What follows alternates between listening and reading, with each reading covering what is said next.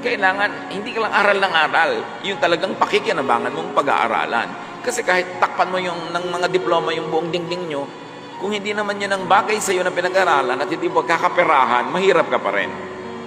Proverbs 11:16, the timid become destitute, but the aggressive gain riches.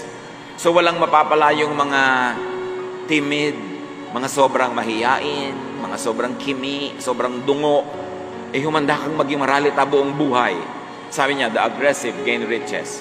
And this is positive aggressiveness. Yung, you don't only wait for something to happen. You help make it happen. Sabi ng iba, strike the iron while it's hot. But aggressive people make the iron hot by striking.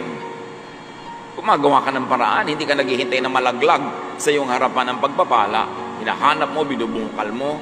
Dahil God rewards good, intelligent, hard work.